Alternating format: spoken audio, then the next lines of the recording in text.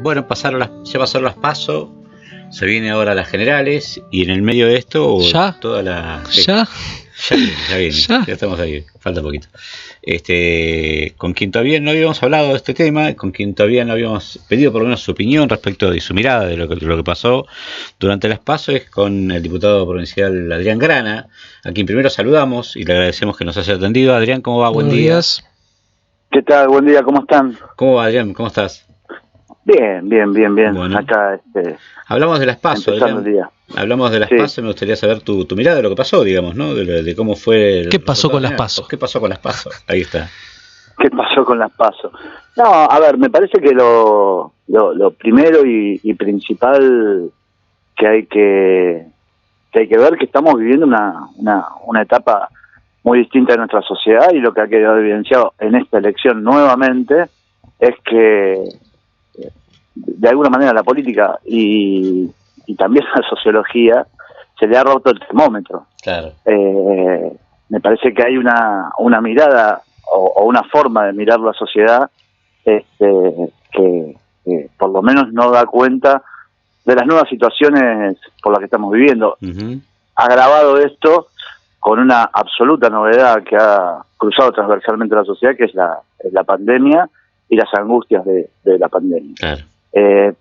Digo esto porque, digamos, todas las encuestas hechas por los más diversos sectores previo a las PASO daban un triunfo por más de 4 puntos, Sí. las más pesimistas del Frente de Todos, y bueno, lo que tuvimos es justamente una derrota del Frente de Todos, Sí. de nuestro Frente de Todos por 4 puntos en la provincia de Buenos Aires, ¿no? Absolutamente al revés de lo que decían las encuestas, Sí, con sí. las bocas de urnas que también daban un triunfo dado del Frente de Todos, a punto tal de que no solamente nosotros creíamos que habíamos ganado, sino la oposición creía que había perdido. Claro. Y hubo llamados telefónicos cruzados, Uh-huh. que llamaban confirmando esto, porque sus bocas de urna le daban de la misma manera. Por lo tanto, me parece que hay que hacer una gran reflexión Sí. alrededor de qué es lo que está pasando con el sentir de los ciudadanos y las ciudadanas, para pensar lo que se viene. En particular, ese marco, Adrián, sí. particular digo, yendo en este caso al distrito de Morón, el número fue mucho más amplio, casi 11 puntos de diferencia. Bueno, yo tenía ya en el caso de Morón, yo tenía una mirada, que lo conversé con muchísima gente, Sí.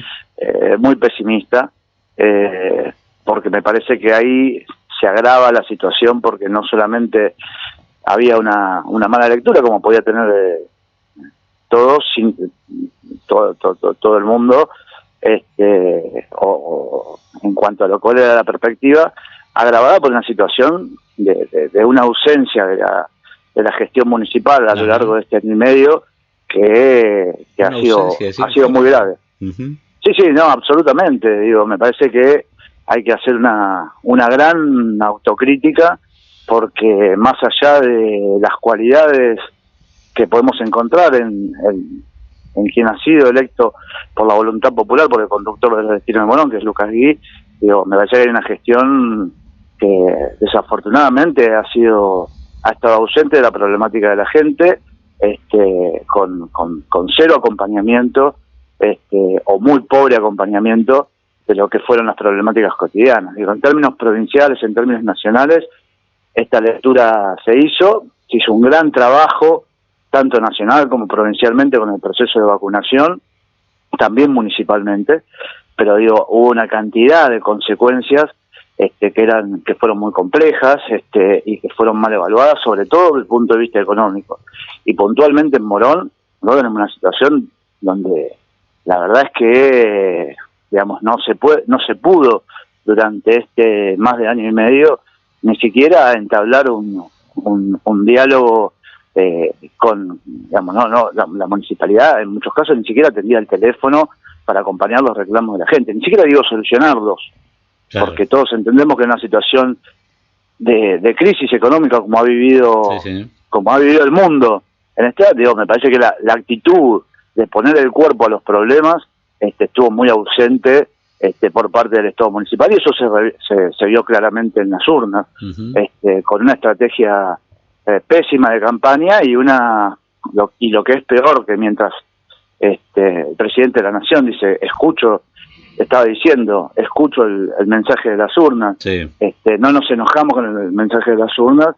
En Morón estaban haciendo el análisis que habían ganado, sí, que había sido la lista más votada. Claro, que la candidata cuando la votada todos, sí, es muy loco. Que, sí, lo cual técnicamente es cierto, pero había dos listas de la oposición que sumadas entre las dos sacaban más de 10 puntos, casi 12 puntos de diferencia, lo cual también genera una situación de una muy pobre autocrítica que, bueno, uno puede decir, en el marco de la vorágine del día eleccionario, podría ser más o menos comprensible, y por eso nos hemos llamado a silencio hasta este momento, pero han pasado los días y no solamente, no ha habido reacción, sino que se reafirma en esta mirada soberbia en cuanto a seguir en esta tesitura de que acá no ha pasado nada, y claro, si acá hay un diagnóstico que no ha pasado nada, no se va a poder revertir la situación electoral, porque como si el diagnóstico es que está todo bien, obviamente no hay nada que cambiar. Claro, y eso se evidencia también, se han movido los gabinetes nacionales, se han movido los gabinetes provinciales, ha habido renuncias, ha habido demandas, ha habido debates, y acá en Morón lamentablemente no pasó nada. Nada, ya yo entiendo que por algunas cuestiones de lo que ha sido la discusión interna, a nosotros, más allá que lo hemos exclamado por todos lados, que teníamos toda la voluntad política de acompañar el proceso electoral, sí. A nosotros no nos convocaron, ni siquiera habiendo habido faltantes de fiscales, nos convocaron para fiscalizar la elección.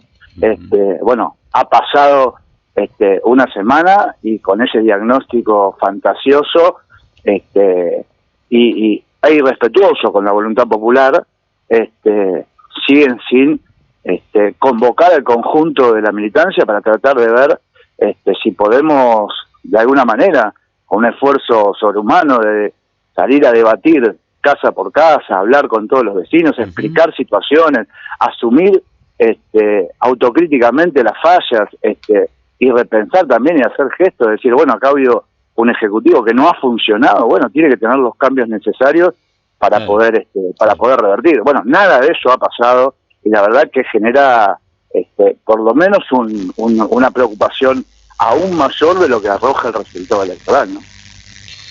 Adrián, Tomás González te saluda, y la pregunta es si tenés conocimiento de municipios que frente a esta adversidad electoral, por así decirlo, han cambiado el rumbo, y también preguntarte, también en el marco de otros distritos, cómo han reaccionado a nivel local frente a la pandemia, porque una vez tiene el prejuicio de decir, bueno, ¿qué puede hacer un municipio por sí solo frente a demandas económicas, claro, a demandas, cómo responde, ¿no? Uno tiene ese prejuicio, y preguntarte, ¿no? Si podés traer experiencia o vivencias desde otros lugares que hayan respondido como más cercanos a tu criterio de cómo debería ser, ¿no?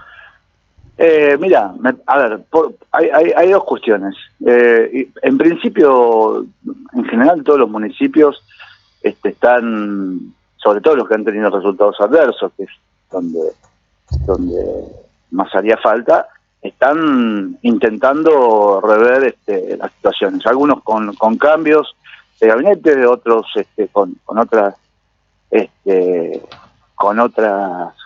medidas, y todos básicamente convocando al conjunto de la militancia para tratar de ver cómo hacemos más eficiente la discusión política en un proceso electoral. Y después, por el otro lado, es cierto que la realidad socioeconómica de una población no se cambia con las variables que puede manejar un municipio. Absolutamente cierto. Nadie está pidiendo que, sería muy tonto pedir que el salario mínimo en el municipio de Morón tenga variables distintas a las de la provincia de Buenos Aires y la de Nación. Sería muy tonto pensar que desde alguna política pública uno cambiaría diametralmente la situación productiva de un municipio, de una variable económica o un programa municipal. Lo cierto es que Morón ha pasado y tiene experiencia de pasar por situaciones muy complejas y mucho más complejas aún de las que hemos vivido en este tiempo. Y yo recuerdo con mucha claridad el 2001, el 2002, donde había una situación de angustia de esta magnitud y aún mucho peor, porque había una memoria histórica de un Estado absolutamente ausente de esto. Y después de esas, y en el medio y durante y después de esas situaciones, se generaban respuestas electorales muy interesantes. ¿Pero por qué? Porque yo entiendo positivamente y repito incansablemente que digamos, la tarea de un gobierno municipal no es estar diciendo que sí a todas las demandas. Lo que sí tiene que hacer es escucharlas, procesarlas y acompañar el proceso, aunque no pueda ser resuelta la demanda. Entonces, lo que no puedo hacer es que, como no tengo cómo resolver la demanda, no atiendo el teléfono siquiera.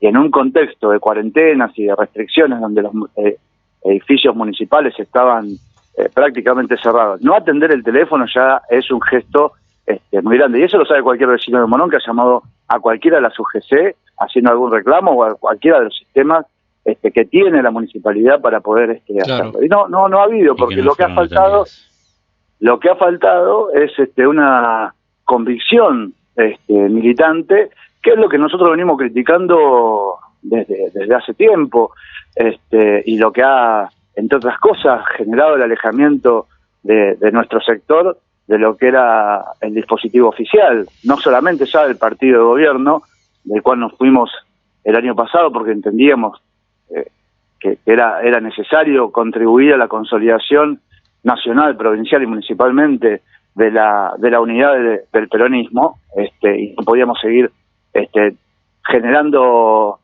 divisiones del movimiento nacional a partir de estructuras